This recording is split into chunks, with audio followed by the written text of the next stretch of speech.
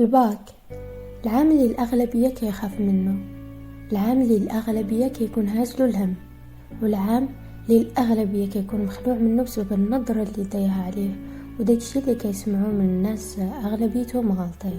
بغيت نقول لك باللي انت اللي غادي تحدد واش هادشي غادي يكون صحيح او لا.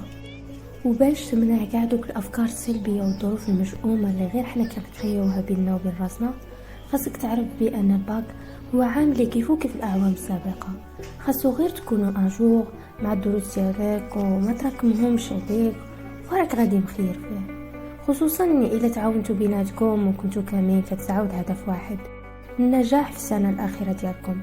علاش لا بمونسيون تري بيان، علاش لا بذكريات زوينه، وعلاش لا بشخصيه قويه.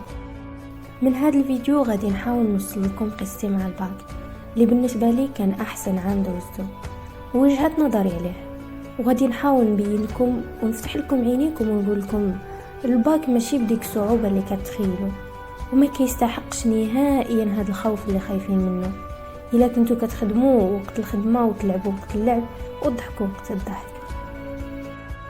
دابا نبداو في القصه ديالي مع الباك، واللي غادي اوميم طون نعطيكم فيها شي نصائح.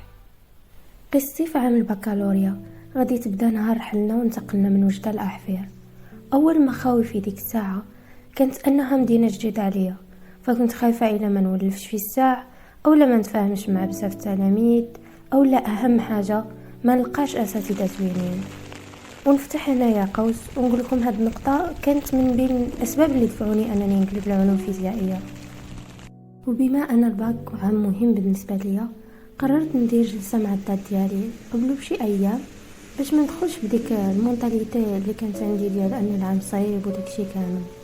هذا كان قرار زوين اختاريته وراني هدرت لكم عليه في فيديو التحضير. اهم حاجه درتها واحسن قرار كان فيه هو انني أزمت على انه هاد السنه بالضبط خصني نبعد على المقارنه وما نقارنش راسي وخاصه مردودي الدراسي بواحد اخر، حيت هذا عذاب من نوع اخر كيمارسو التلميذ في حق نفسه.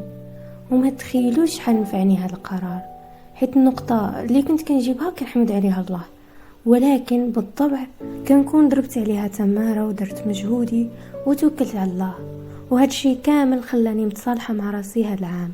وكنصحكم بزاف ديروا هذه القضيه، حيت فاش كتقارن راسك بشي واحد اخر كدر نفسك قبل ما تفيدها.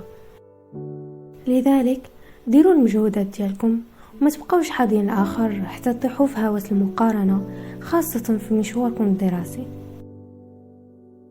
من بعد ديك الجلسه وشراء اللوازم وداكشي بديت العام ديالي. في الاول بقيت كنجلس مع واحد صديقه سميتها ايمان، كنت عرفت عليها قبل الدخول، وبقيت كنحاول انني ما نكونش صداقات بزاف خوفا مني، لكن ما فاتتش حتى شي سيمانه ولقيت راسي متفاهمه مع كل شيء كثرة اللطافه ديالهم، وبلا ما يقول لي شي حد حيت كيعرفوني من يوتيوب، حيت حتى شي حد ما كان عارف حتى قربت اول عطله وعاد اكتشفوها. كما قلت لكم لقيت انهم طيبين بزاف تجاه بعضياتهم وكيتعاونوا بيناتهم، اما الاساتذه والاداره فبلا ما نهضر عليهم، حيت لقيت انه فرق كبير بينهم وبين اللي قريت عندهم في وجده. هنا حسيت انه فعلا هاد الاساتذه كيتعاملوا كاباء وكاخوه للتلاميذ ديالهم، وماشي مجرد استاذ يعطيهم الدرس ويسالي الحصه ديالو بسلامه وسلامه.